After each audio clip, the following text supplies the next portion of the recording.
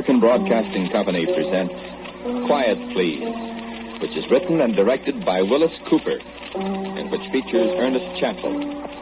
Quiet Please for today is called The Time of the Big Snow.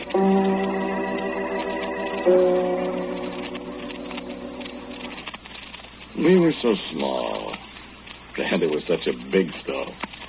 Wasn't it, dear? My, wasn't it? I remember. Remember it was the day after New Year's. It started on New Year's night. I remember. We hadn't had much snow that year. Only a little Thanksgiving Day. No, the day before Thanksgiving. When you were Miles Standish in the exercises. And I was Priscilla, and Irving Bauer was Wattawamat, the Indian. I'll never forget that. He was the fattest Indian I ever saw. I can still hear him. Now Wattawamat can see by the fiery eyes of the captain. Angry is he in his heart, but the heart of the brave Wattawamat is not afraid at the sight. And then you handed him a bag full of bullets, and he dropped them and yelled, "Ouch!" And his Indian headdress fell off. And Mrs. Mavity was so mad.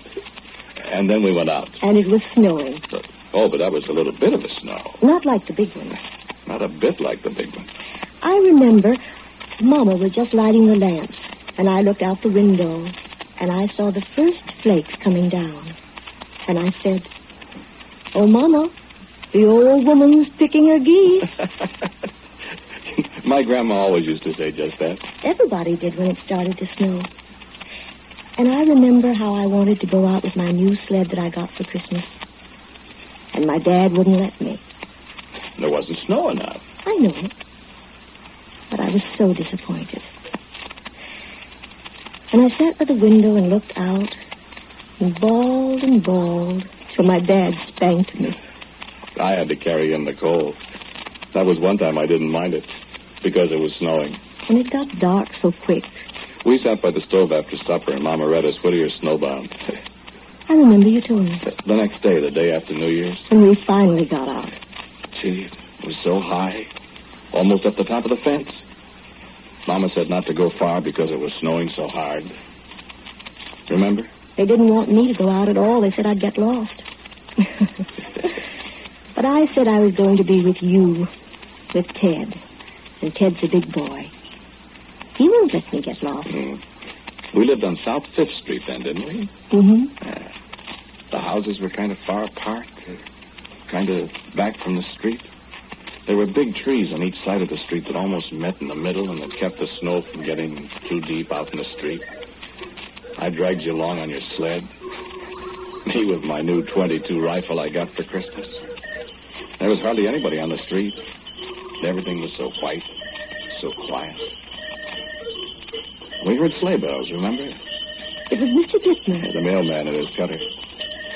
Yeah, wasn't it pretty, Kate, how that old horse of his... Her name was... That's right, Queen.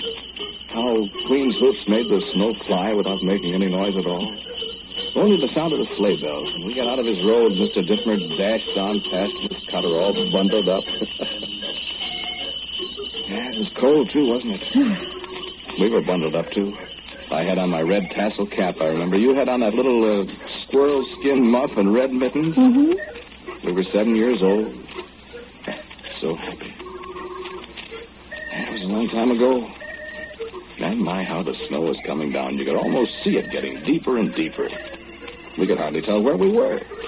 Was that Morris's house there on the right, or was it Waltmeyer's? It was fun, wasn't it, Kate?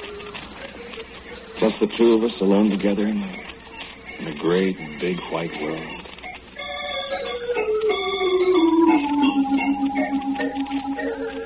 And then I began to get a little worried. The wind was starting to blow pretty hard. I couldn't see a thing. I turned around and called to you. I said, "Katie, we better turn around and go back." Turn around and go back. What? I said we better turn around and go back. I can't see where I'm going. Scaredy cat? No, I'm not scared. We might get lost, and you know what? What? I don't want to get no spanking. Your mother won't spank you. Yes, she will. She said to stay right near home. Well, we're right near home. Yeah, but I don't know where.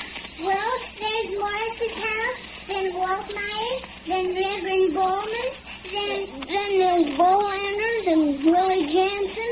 and Judge Kearns. Only I don't know where I am. Are we lost? No, we ain't lost yet. But I want to know where we are. Let's go over to the sidewalk and look and see. Snow's awful deep over there. Well, if you can't pull it, let's do it. I'll get off and walk. You can help me pull it. All right. Nice. Isn't it fun? Oh, I'm cold. Sissy. Come on and help me with this sled. Sissy. Shut up. Where are you going? The sidewalk's over here. Tis not. It's this way. Tis not. Tis top. Yes, I know. Besides, you told your mother you wouldn't get lost if you was with me. Well, don't you get me lost. Come on now, right this way. Nice. It is deep, isn't it? Sure is. I don't see the trees. They're right here. Come on. My, this is like being explorers, isn't it, Teddy? Sure. Look out for the polar bears. Oh, I'm not afraid of any old polar bears. I'd shoot them anyways. Seals, though. What about seals? They bite. I'd shoot the seals, too, and get you a sealskin coat. I don't see the sidewalk, Teddy. It's right here. Where? In a minute. My, this is deep snow. I bet it's the deepest in the world. Yeah.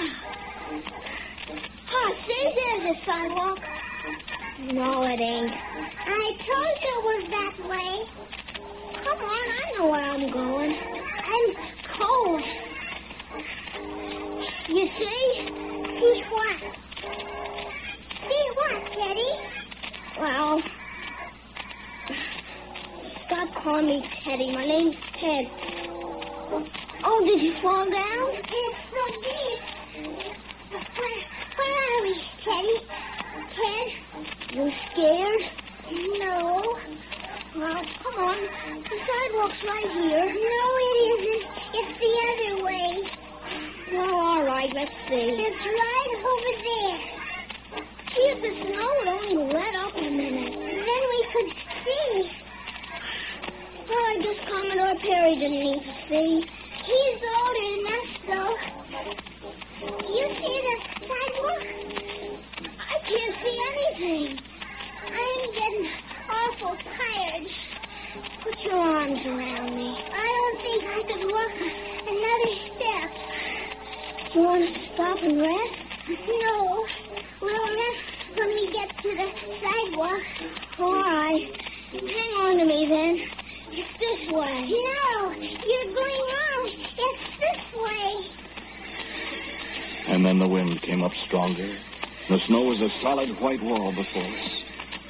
Of course, it's true we were both very small, but nevertheless it was a deep snow and growing deeper by the second.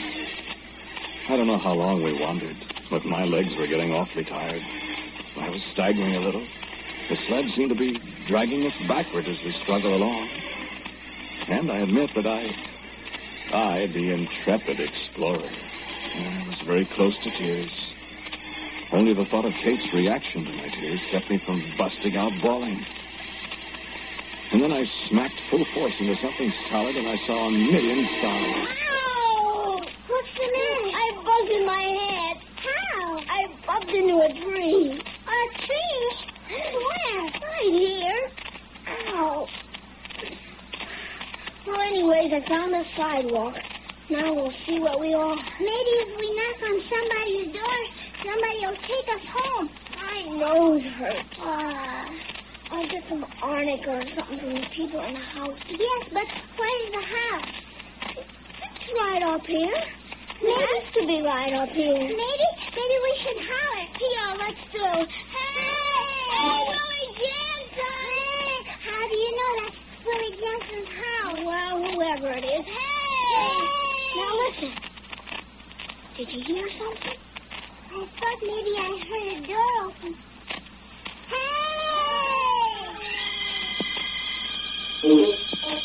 I never heard such a welcome sound in all my life. Did you, Kate? I should say not. I know what I thought of. A nice, great, big, red-hot stove and me sitting just as close to it as I could without bursting into flames. And steam rising up from our wet clothes. And the good smell of coffee and fresh-baked bread coming from the kitchen. Yeah, and I thought about coffee, too, even though my mother never let me taste it. And I thought, maybe they'll have some oyster stew. Only it's kind of early in the day for people to have oyster stew. That's for tonight. But maybe a cup of cocoa. There'll probably be Albert Morris or Willie Jansen or Edith Bolander to help drink the cocoa, eat the oyster stew if they have any.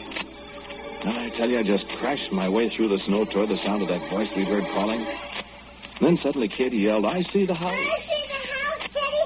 Hurry, hurry. I see it. I see it. Hurry, hurry. Whose house is it? I can't tell. Oh, here's a step. Hello? Hello? There isn't anybody, Teddy. Well, they went inside, silly. Think they're going to stand out here in the snow and they don't have to? Oh. Well, knock. I'm going to get my mittens off.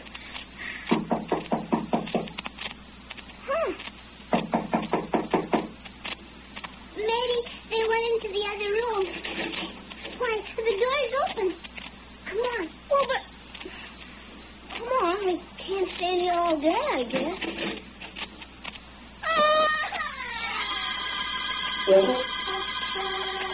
There wasn't any nice, big, red-hot stove. There wasn't any oyster stew either. Or coffee. Or cocoa. There wasn't anything. The house was empty. Katie and I walked into the big, bare, empty room. And it was almost as cold in there as it was outside. Only, of course, it wasn't snowing. But now we could hear the sound of the snow on the windows. That soft little padding sound. The sound you wouldn't hear ordinarily. It was louder than the beating of our hearts. And we just stood there. Katie was still sniffling. And I admit I didn't feel much like Commodore Perry. Because the house was empty, you see.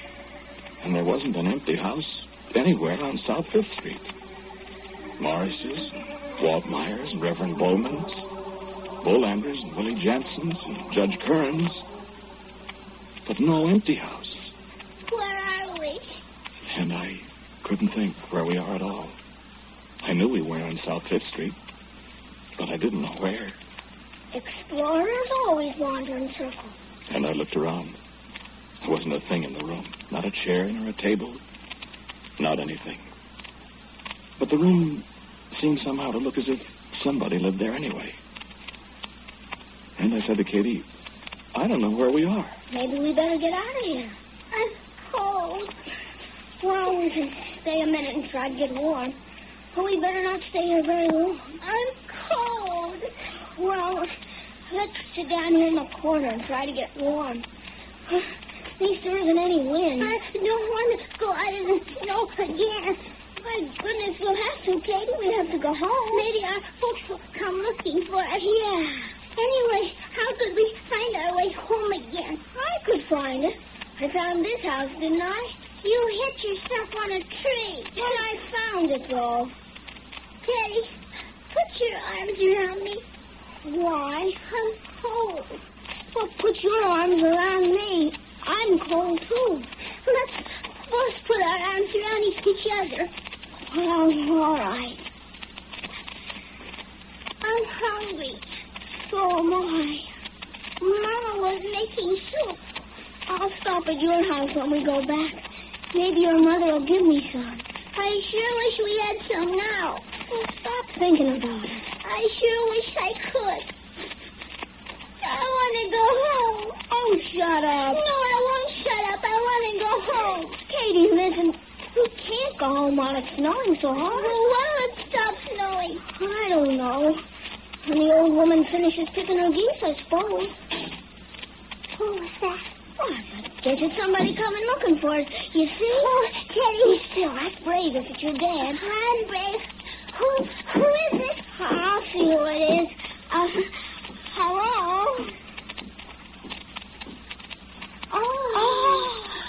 I thought I heard somebody calling. Was it you children? ma'am. Yes, ma'am. Well, you're all right now, so stop squalling. I'm not squalling. I'm just cold. Huh. Well, sit down. We're cold. Are you? So am I. Excuse me, ma'am. We got lost and we don't know where we are. Why, you're in my house. Yes, ma'am. But we don't know you, I mean. Is this South Fifth Street? No, it isn't. Where are we? You'd be surprised, children. I want to go home. Well, you can't go home right now, Katie. So you and Teddy might as well come along and help me with my work. Well, Don't you want to? well, what kind of work, ma'am? Why, I'm picking the feathers off my geese. Well, sir, you know what? There was another room. And there were, well, it seemed like 1,000,000 white geese stacked up out there. And she put us to work without another word. Did you ever pick geese? Or pluck 'em, or whatever you call it in your part of the country? Geese almost as big as yourself? Geese that didn't specially want to be plucked? I guess not. But we did, Katie and me. Didn't we, Kate? My, we certainly did. And it was so cold.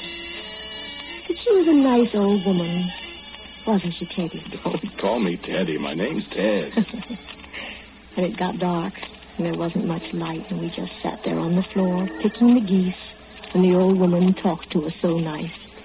My, how nice she was. You see, if you keep working like that, you won't feel the cold so much, Katie. I do feel it, though. Well, if you'd stayed home like your mother wanted you to, you wouldn't have to be doing all this work, and you wouldn't be so cold. But I wanted to go out and play.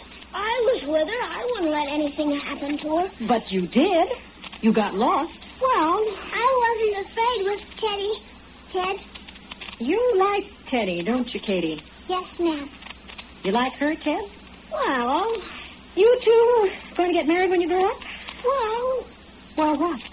I was going to be a fireman, and firemen aren't usually home much, I guess. I don't think you want to be a fireman, Teddy. I know I wouldn't want to be one. Why? Too warm. You like cold? You bet. I don't. Teddy, aren't you going to marry me when we grow up? I haven't decided. Well, you are, Teddy. I can promise you that, Katie. I know. Unless Unless what? you freeze to death. Oh, Well, I'll try not to let you freeze to death. gee, I'm glad. But I'm pretty cold now. Well, you keep right on working. There's lots more geese to be picked. This is going to be known for years as the time of the big snow. I need all the help I can get. You always pick your geese when it snows? Of course. That's why it snows. You must have a lot of geese. Hundreds. Thousands all over the world. Keeps me pretty busy. You don't have any geese in Africa, I bet, where it's hot. Oh, I have them there, Teddy, but they're way up high. Up on top of the mountains. There's always snow up there. Do you have lots of helpers? No, you're the first I ever had. There's an awful lot of feathers here now. We need 'em, Katie.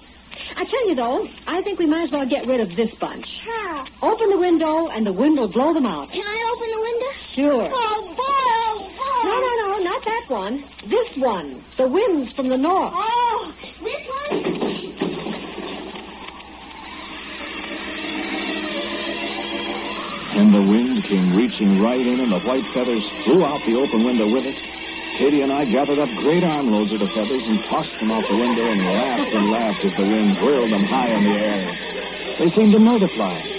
The air was full of white flurries again in the dusk outside. We laughed some more, and the old woman laughed with us. My gracious. We did that just in time, didn't we? It had pretty near stopped. You know what? I bet we're the first people that ever helped it snow. Are we, Nan? You certainly are, children, and you're doing a very good job of it. I don't know but what I'll have to call on you again to help me. Not till we get warm, though. Well, I've handled it pretty well all by myself all these years, so... You've been doing it a long time, ma'am? Ever so long. 2 years? Longer than that. 10 years? 20? Why, I've been doing it ever since... Well, just ever since. Have you got a name? Oh, yes. Would you tell us? Well, when I lived on that mountain in Greece, they used to call me Demeter. I was pretty important then.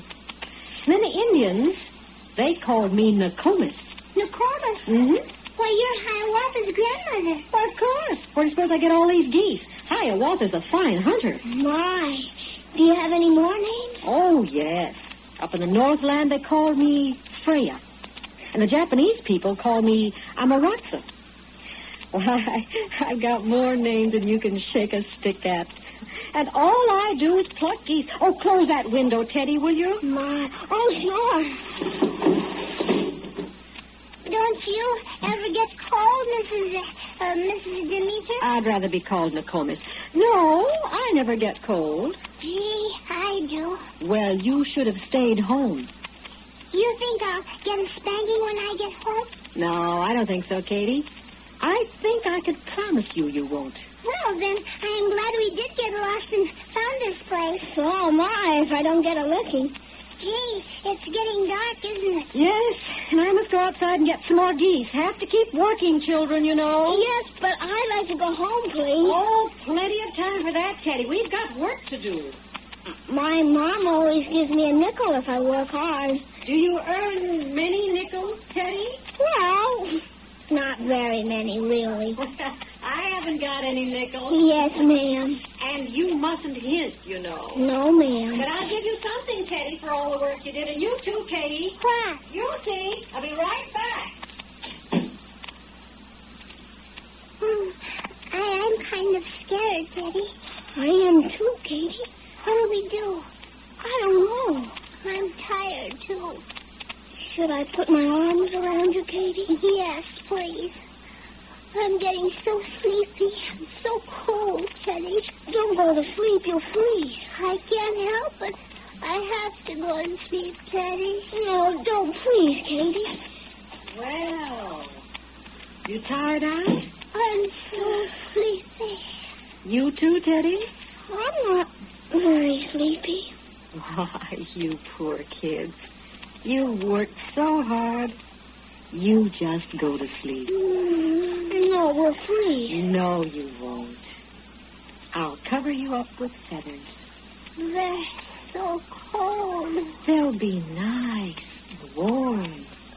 Soft, downy, warm feathers. Here. Put your head on Teddy's arm, Katie. That's it. Now, these nice, fat geese with lots and lots of nice, soft feathers. Lots and lots of nice, white feathers. Go to sleep, Teddy and Katie. You said maybe you'd give us something for all the work. Why, of course. I gave my little grandson gifts. Here, Teddy. Here, Katie. Now, go to sleep. Thank you. Thank you, Nokomis. Kiss me goodnight, Teddy. Well, wipe your nose.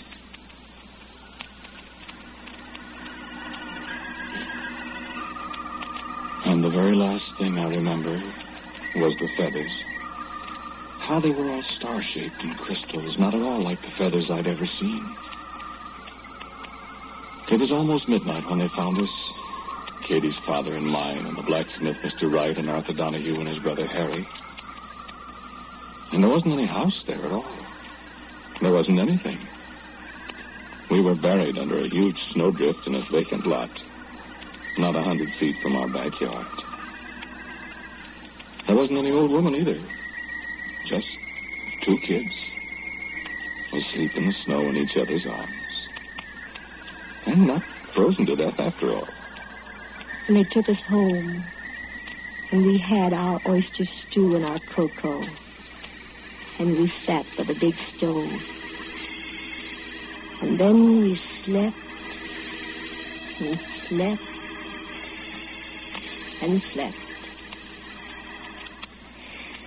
And neither one of us ever did disobey our parents again. Did we, Ted? Well, hardly ever, darling. But we never did tell anybody before because they wouldn't have believed us. They'd have said it was a dream. But how could we both dream the same dream? Then we did get married just as she said we would. And we still have got that little red clay peace pipe just like Hiawatha's. And the little bow and arrow she gave us. And besides, wait a minute.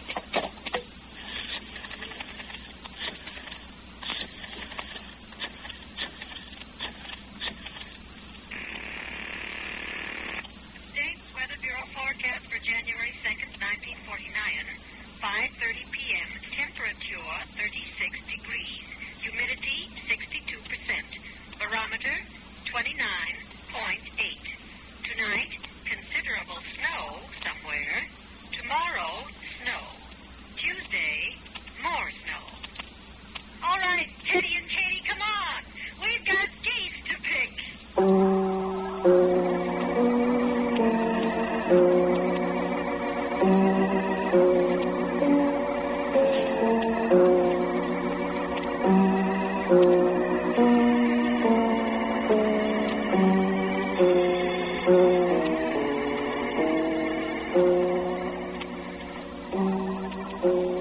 The title of today's Quiet Please story is The Time of the Big Snow, which was written and directed by Wyllis Cooper. The man who spoke to you was Ernest Chappell. And Kate was Abby Lewis.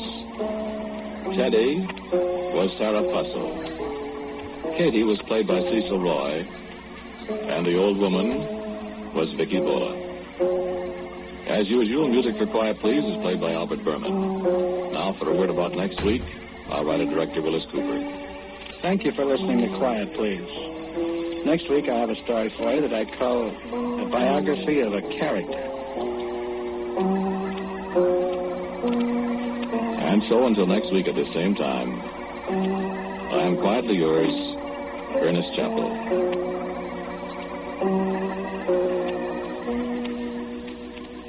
And now a listening reminder. Tonight, Drew Pearson analyzes the news and predicts future events for the year 1949. So be sure to hear Drew Pearson's exciting predictions tonight. This is ABC, the American Broadcasting Company. WJZ, New York's first station, WJZ AM and FM.